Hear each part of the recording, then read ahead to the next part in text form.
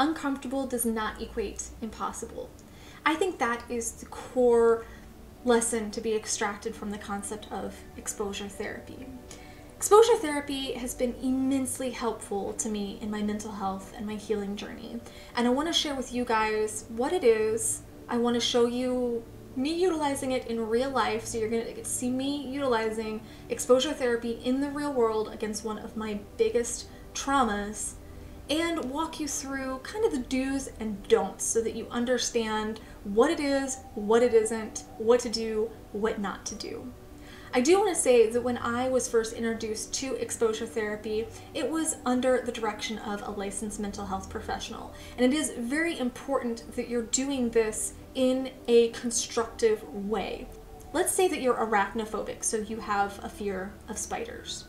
It wouldn't be effective to just go out into a horde of tarantulas tomorrow.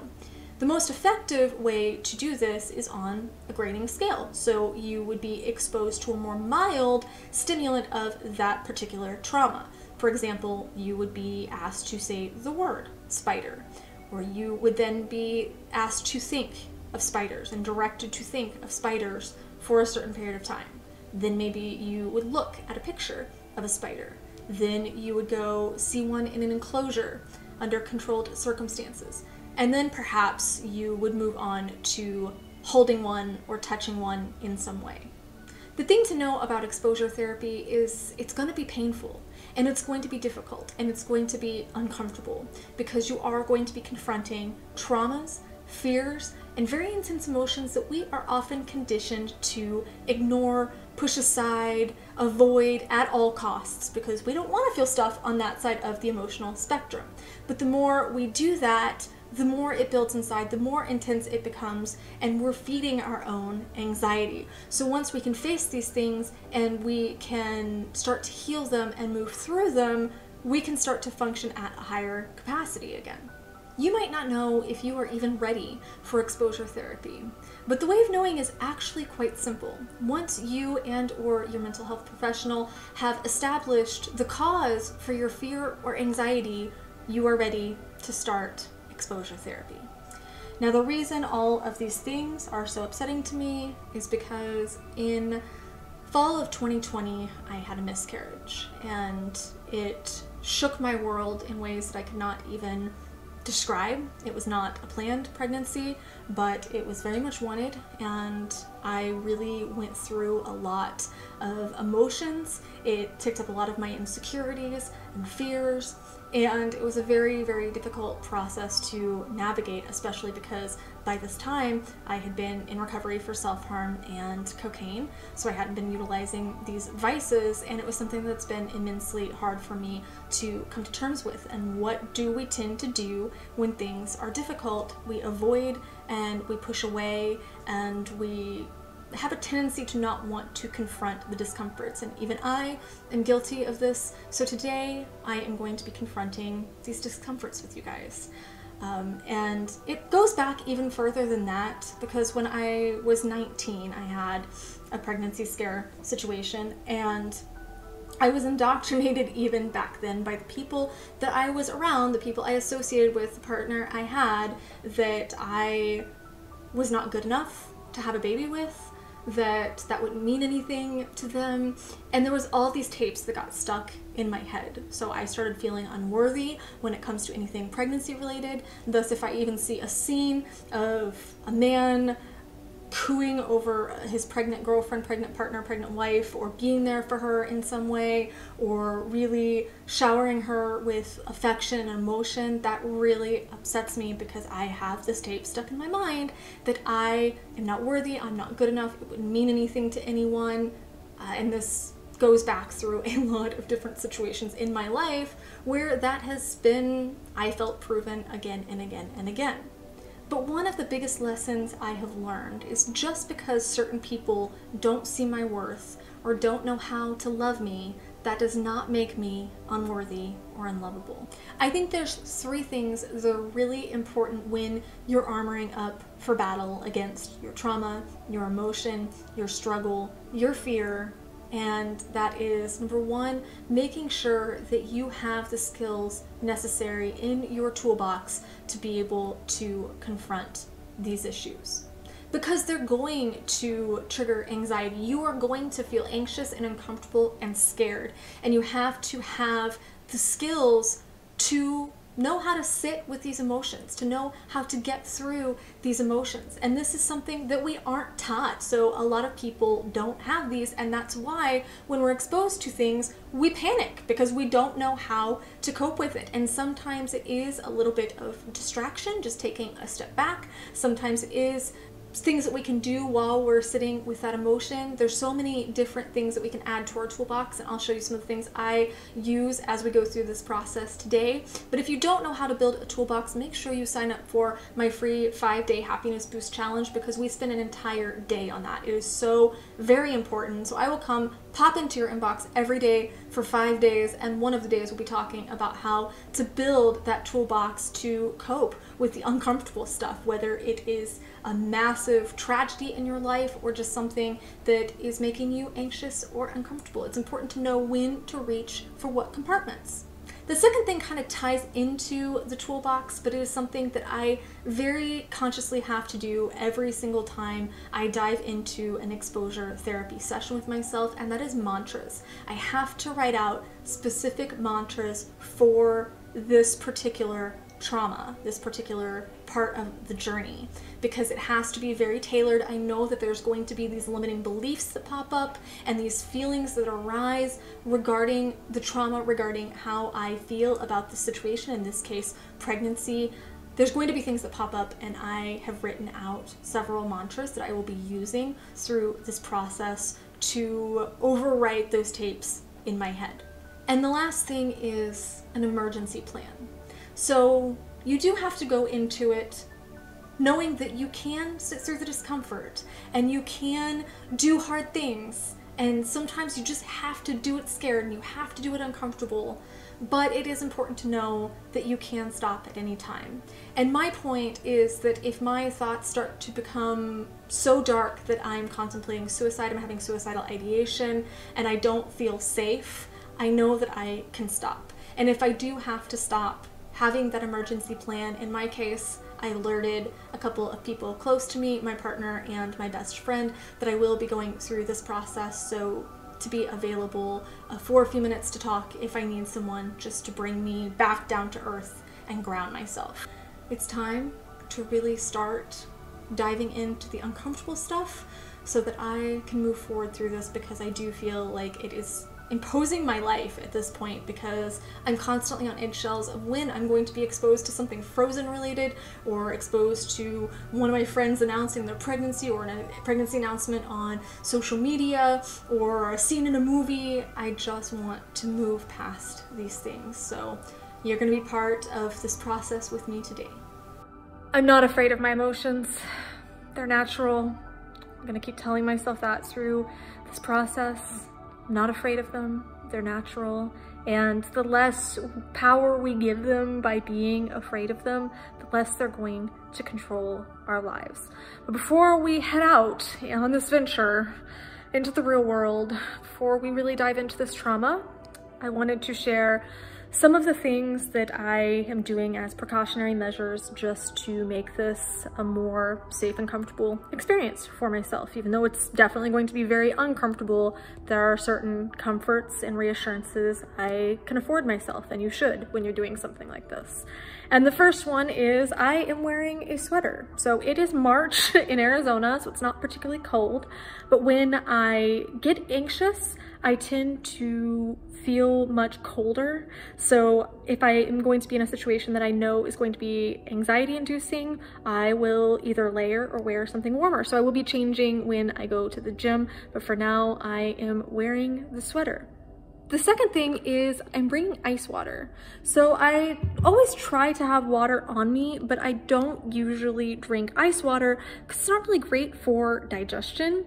But today, because it helps me stay grounded if I have something that is of one extreme temperature of the other, so either having, say, hot water under my feet or cold water on my hands or very cold water to drink. It helps me stay grounded because it shocks my system back into the present moment. So I am forced to be more mindful and my mind stops jumping around like a monkey on crack that is just trying to cling to 1,000 different things at once and getting lost in things that are completely irrelevant to the process. I know that this might flare up my self-harm urges, and as I discussed in my video about how I overcame my self-harm urges, and you can too, I talked about how I always self-harmed on my left wrist. And so now when I feel those urges getting stronger, or I know I might be doing something that will trigger those urges, I write something on my left wrist to act as a reminder for why I'm doing this, or to give me courage, or to remind me of my strength. And today I wrote "No more half measures," which is a Breaking Bad quote. And if anybody knows me, I watched that after my divorce. It's kind of my divorce show, and it became a favorite of mine, as a lot of other people. But this quote really means a lot to me because there were so many times throughout my journey where I kind of half-assed it, and I said that I was doing the best I could, but I really wasn't.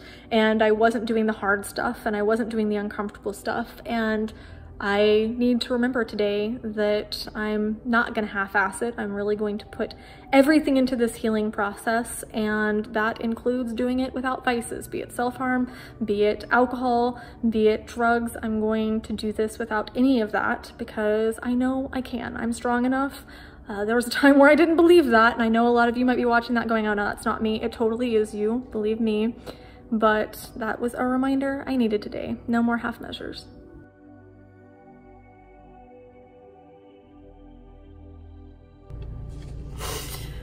Okay, so I'm stopped at a red light just outside the hospital where it happened, and whenever I'm stopped at a red light, I now use this as an opportunity to say something that I'm manifesting or a mantra, and right now I'm just gonna remind myself that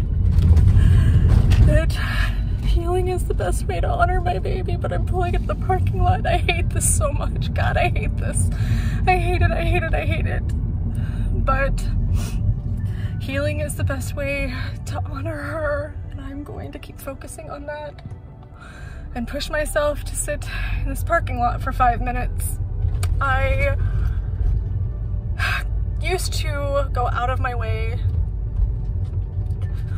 to go miles around, so I didn't even have to drive by this place. And then I would drive by it, but I wouldn't look at it. And then I got to the point where I'm looking at it, and now I'm in the parking lot where it happened. And this is the closest I have to, I guess, a cemetery, a gravestone, a memorial.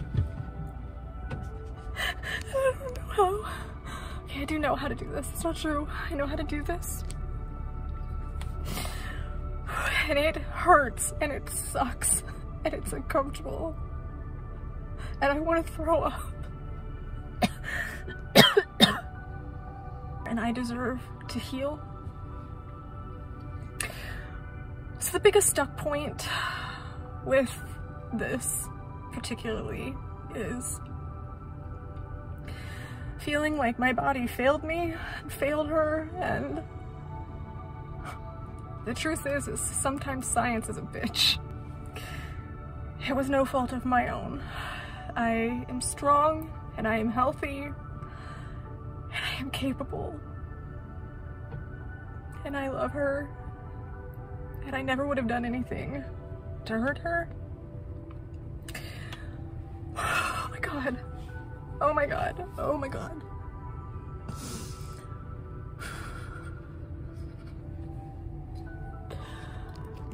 Oh, I'd almost forgotten what a panic attack feels like.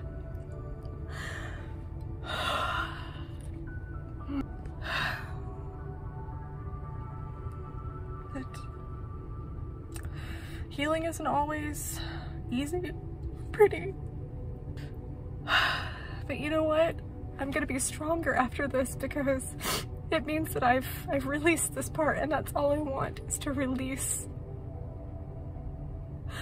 all these things that are holding me back from moving forward into a future. And It doesn't mean forgetting. It's not possible. It means living the best life since she couldn't.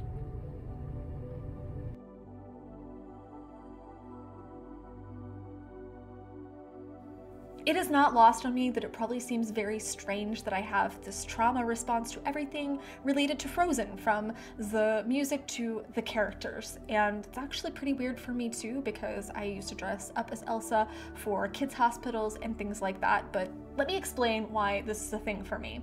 After my miscarriage, I had this nightmare that turned into a recurring nightmare that was this blood-soaked, Frozen-themed kids' birthday party. And it was extremely graphic and extremely traumatic, and it really started affecting my waking life because I was terrified to go to sleep. I was having anxiety, panic attacks, I was more irritable, I was struggling to connect with my son, I was struggling to focus, get anything at all done, so it was becoming really, really difficult.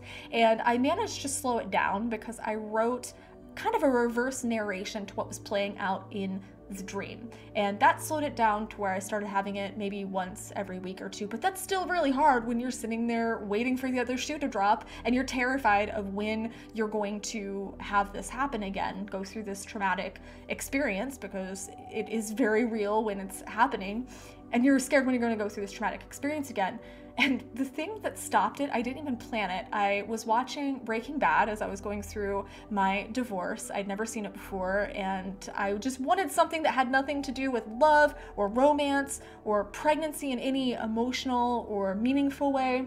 Definitely fit the bill. So I had been watching this, and the dream started and was going as it normally did, and Jesse Pinkman came out and beat the ever-living hell out of Olaf, and that stopped the dream. And it was not graphic from that point on in the dream. It was very enjoyable, actually, and then I stopped having it. So Jesse Pinkman beating the hell out of Olaf stopped my reoccurring Frozen nightmare that was as a result of my miscarriage.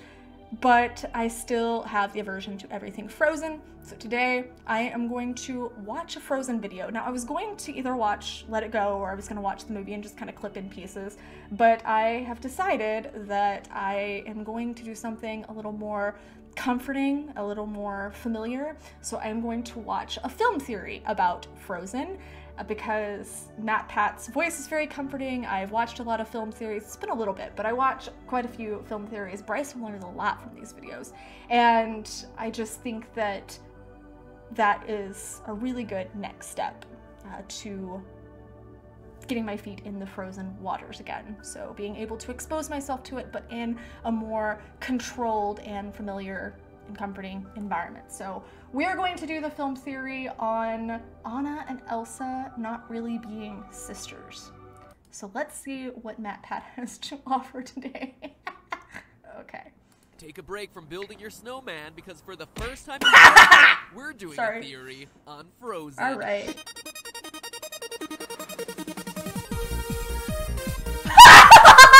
I totally forgot about that! Yes! Yes! Hello, Internet!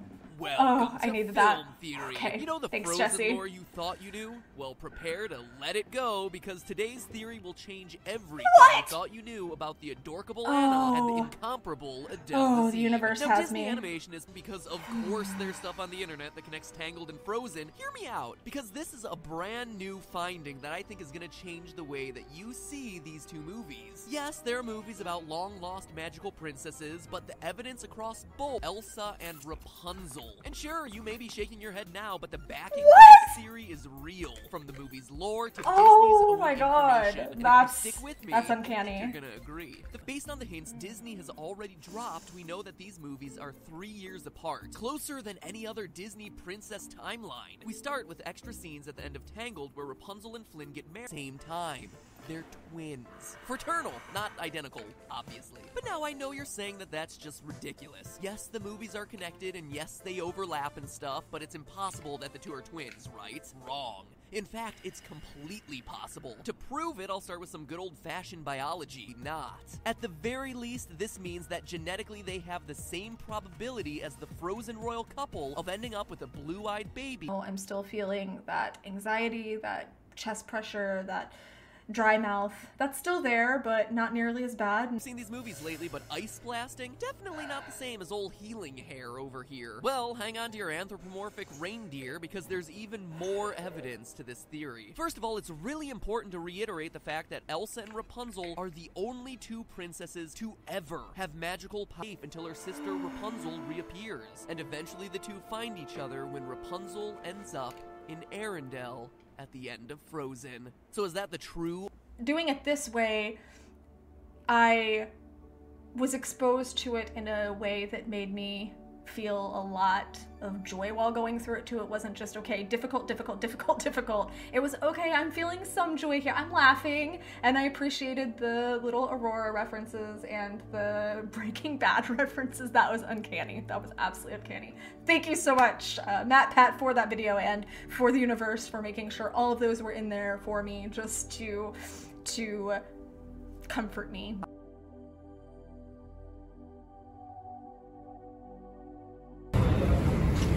I never thought a treadmill would be so daunting, but we're gonna do this.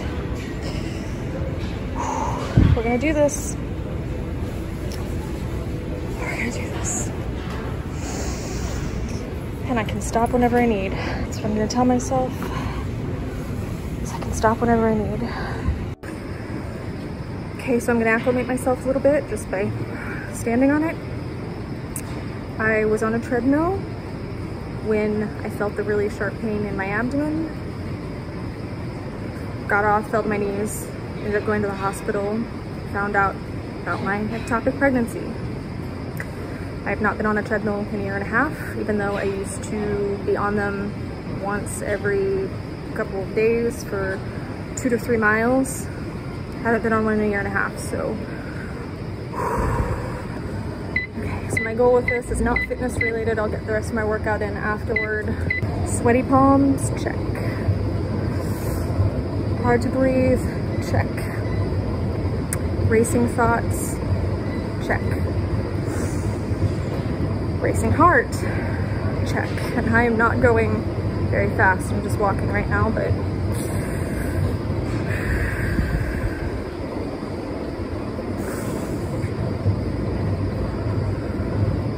I have to think that and this is releasing those feel-good chemicals, so I'm still helping my body and my mind heal. My goal is to just go maybe half a mile just to get used to the feeling. You can't see, but I am clenching the bar pretty tightly. My knuckles are turning white. Relax the shoulders.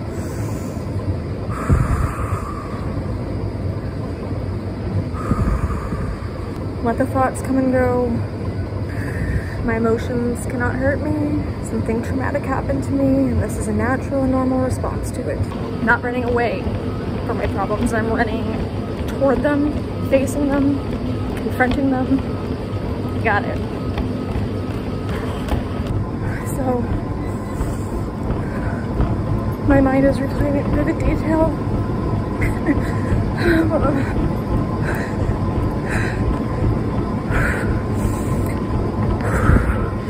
I don't like this. I don't like it.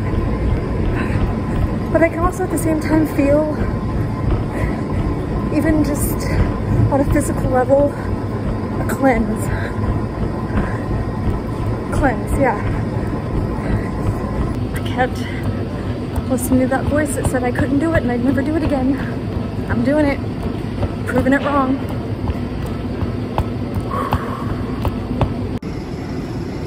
I went for half a mile. That was my goal. I kept seeing my arm. No more half measures. So I decided to go to the mile.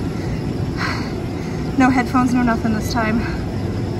Thank you so much for sticking with me to the end of this. I know it's not pretty, I know it's difficult, and it's a struggle, and it's a challenge to watch things like this unfold, just like it's a challenge to feel ourselves go through it, but it's really necessary for me to be able to move through some of these traumas, and this is one that I've been really wanting to combat. And I know that I had some very powerful shifts happen here today with you guys, and I could not be happier for that.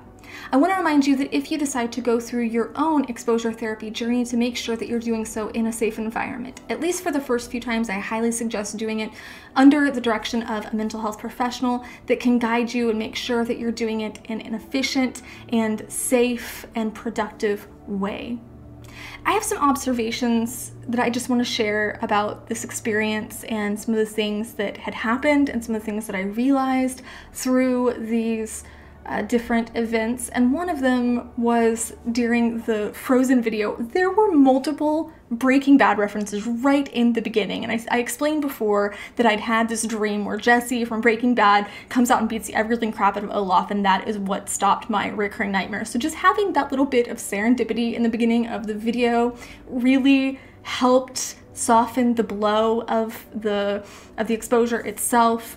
And I really do think that it was a comforting way to go about it. And there are comforting ways to go about these things, whether it is with someone that you trust and that you know will be there for you, but it's still going to hold space and let you have your emotions, whether it is in some way involving something familiar, something comforting. There's ways that you can go about it as you're doing each grading step of the exposure therapy journey for your own trauma, emotion, or hurt. I also noticed that each thing that I did, they were all connected. They all tied back to the same fears and insecurities surrounding pregnancy and things like that. But each individual thing had its own struggles and its own feelings and its own thoughts. So individual things were coming up for each of these exposure activities. So I thought that was really interesting because I kind of expected it to just be very laser focused on one or two things, but each thing brought up so many different thoughts and so many different feelings, and some did overlap for sure, but I didn't expect that. I also want to share real fast some of the thoughts that I was having that had come up repeatedly throughout each of these activities that I am going to be countering from here on out, that I started countering during it, and that now I'm going to be repeating these new mantras to myself whenever these thoughts come up. So these are repetitive thoughts that I noticed were an issue to me, that were really painful and hurtful, and at the end of the day, not true. The first one was, my body failed me. And I'm now going to be replacing that with, I am healthy and I forgive and trust my body. Another one, and I've mentioned this, was that I am unworthy of love and affection and excitement. And I'm now going to remind myself that I was in situations that made me feel unworthy and unloved, but I was strong enough to get myself out of those situations, and I am in a better situation now, and I, no matter what, am loved and worthy. And especially in my current situation, I feel that love and worthiness. And the last one, and I know you guys heard me say this over and over, I hate this. I hate this, I hate this, I hate this. It's okay, you don't have to like it. I often say, you might feel afraid of doing something, or you might feel uncomfortable about doing something. That's okay, do it afraid, do it uncomfortable. And that was something that I had to keep telling myself. But when I was saying, I hate this, internally, I was telling myself, and I'm going to continue telling myself when I start having those I hate this feelings, is healing isn't always comfortable, but it is always, always worth it in the end. Now that I am going to be getting off here, I'm going to be ending this video, there's a few things that I have set into place to come back to stasis, to continue processing through the things that I've done today, but also just to balance out a little bit. It is very important that you don't just completely flip to doing random chores or something if that isn't allowing you time to process everything that you have learned and everything that you've gone through. You want to give yourself time to process through those feelings, but also allow yourself to start engaging in comforting and more joyous activities. So the first thing I'm going to do is take about 15 minutes to meditate so that I can give all the remaining thoughts and stuff opportunity to present themselves and to be heard. And then I'm going to journal some of those thoughts and stuff down in case I missed anything through this process, which I guarantee you I did. I'm probably going to be posting that either in my Patreon or on the community just to share with you guys. But after I do the meditation and the journal, then I'm going to flip it. And I have a playlist that I made before this journey, this experience today, that is everything from all 54 times that Jesse says bitch in Breaking Bad to a dead meat video, a kill count video over on Dead Meat from James A. Janice. I have a couple Linkin Park songs that are on this list, and just things that are going to balance a little bit and make me laugh or comfort me or give me some familiarity, some validation, that I'm going to start moving back into that. I'm going to do some yoga to give my body a chance to relax again, because my shoulders are so tense right now from going through this. I know you know what I'm talking about if you've had anxiety or symptoms of depression or panic attacks. My whole body is a knot right now, so I'm gonna go do some yoga. I'm gonna drink lots and lots of water to help flush my system and to just help keep things very cleansed, allow things to move, because that's what you want to be doing, is you want to be allowing things to move through you. So these thoughts are here, these feelings are here, that's okay, but we want to be allowing them to fluidly move. Of course, I'm going to be making my favorite dinner tonight of fajitas, the side of dark chocolate, and I'm gonna buy myself a little gift just to remind myself that I'm proud of me for going through this uncomfortable process as part of my healing journey. I really deserve that, and I really believe in treating yourself in the way that you used to rely on others for. So I used to be very much the person that relied on a significant other or something to do these special things for me, but now I also do those for myself. So I'm going to go do that. Share your experiences here. What are your fears, your emotions, your traumas that you're really wanting to move through? Is this something that you are wanting to delve into, to look into, to give a try? Make sure that you share your experience here. Come back and keep updating us so we know how this went for you. But like I said, good, bad, and crazy. That is my theme here. Good, bad, and crazy. Make sure you're sharing your mental health stories in the comments. That's how we shatter the stigma. Give this video a thumbs up. Share it, because there are so many people that could really use maybe another idea or just another way of healing. And I will see you guys soon. I love you so, so, so much. Mwah.